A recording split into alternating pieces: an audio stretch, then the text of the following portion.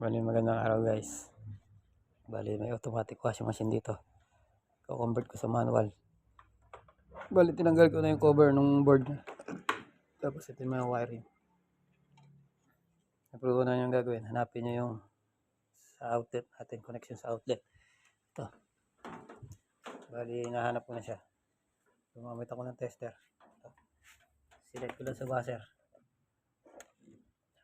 Titignan ako yung test proof dun. Dito. Yung isa dito, tapos isa dito sa may dulo ng wire. Tapos itong isa, doon naman sa kabila. Bali, ito na nga siya. Ito na siya, nakita ko na siya. Bali, ang susunod natin gagawin. Bali, yan. Hanapin muna natin sa drain motor na connection doon. Bali, may clip kayo, hilahin nyo lang. Ganun. Hilahin nyo lang siya. Ayan, tanggal na. Kasi ito nakakabit to sa AC. Rekta sa AC to. Kaya lang syempre gagawin natin na switch para pagka nagwawash tayo, naglalaba tayo, hindi siya humihila kasi magda-dryer yun. Ngayon yung gagawin. Ayan, nakaset sa buzzer yung ating ano, tester. Tutunog yan. Ano yan? Didikitin ko. Bali ngayon. Ito yung sa drain motor natin. Lalagay ko sa asul. Hindi ka nasa asul. Yan, nasa asul. Susunod tayo dito sa may, sa may wire. Hanapin natin asul. Bali ito yung asul. Sundutin natin. Yan, asul yan. Sabihin yung connection doon. Tapos yung itim naman, yung itim. Tapos yung itim. Yan, susundot nyo lang ganyan. Itim. Hanapin yung connection dyan. Tatandaan nyo. Dito lang, nandito lang din yan, nandito. Itim. Tatandaan nyo. Tapos pwede nyo na putulin yan. Okay, ito siya. Ayan, itim to. Ito itim. Okay, ito nga, itim.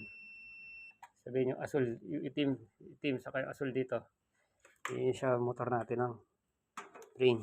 Kakabit ko na siya. Idiin lang, hindi naman kayo magkakamali dyan. So, hanapin natin yung connection ng makina. Bali yung connection ng makina. Sa taas din tayo hanap. Pero malaman natin ang connection ng makina, alisin nyo muna sa capacitor to. Ito sa capacitor. Kakabit sa capacitor, alisin nyo yan. Alis nyo na. Yung itim na yan. Bali, pinaka-common yan. Yan yung dyan nakarekta yung isang wante natin na AC. Nandito yan.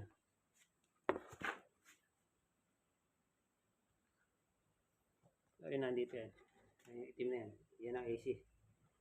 AC na 110. Tusok mo lang dyan.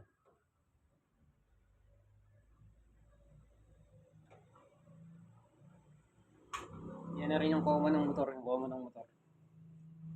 So, isang test proof ko. Ito. Bali, ang gagawin natin. Capacitor din yan. Ay, hindi. Lilipat tayo sa extend. Ayan, extend. Or continuity. Yan. Tapos, i-ano natin sa dilaw. Yan, pumalo siya. Sabihin, yan yung nakakonekta sa makina. Tapos, hanapin natin ay pula. Yung pula naman, ito pula. Tandaan nyo lang, ayan pula, nakatusok na sa pula. Ayan yung tester natin, pumalo na. Sabihin, yun yung connection ng makina natin. Tanggalin na natin. Ayan na. Nakita na natin. Bali, itong dilaw at pula na to. Ito yung nasa makina natin. Nakakabit sa capacitor yan. Nakatusok na ganyan yan. Yan. Nakakabit yan. Pag nakakabit na ganyan, yan na yan. Tapos yung isang wante natin nakakabit dito. May isa pa tayong 110. Kaya nagre-reverse ang washing machine. Kasi yung isang wante na yon, pagka sa timer, tumunog siya. Kunyari, umiikot na, nakakabit dito sa dilaw. Nakakabit sa dilaw yung isang wante. Pagka naman nag-click yun, click. Pagka nag-click naman yun, lilipat sa pula yun. Click. Kaya magre-reverse siya. Ganun lang purpose nung timer natin. Kumbaga sa puputol siya, lilipat siya sa kabila yung isang wante natin. Tapos yung isang wante, syempre nakarekta dito sa ano yun, sa common ng motor ng washing machine. Ganun lang po maandar ang makina ng washing machine.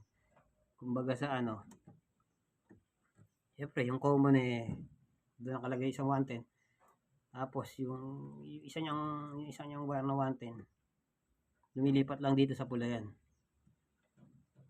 Pula, nakakabit sa capacitor yun lumilipat, dilaw, tapos pagka nag-reverse to sa pula, tapos babalik ulit sa kabila, pula, dilaw. Ganun lang, salitan lang, may timer yun kaya iba-iba ikot. Kaya nalaman nyo na yun, kaya nyo na siyang wiringan at paano kabitan ng mga timer dito saka switch. Bali matagal na tutorial yun bali eto pinaano ko muna kung ano connection ng washing machine, ng makina saka ng capacitor. Ganun lang guys. Bali pagka may pyesa na ako saka ako assemblein sa manual.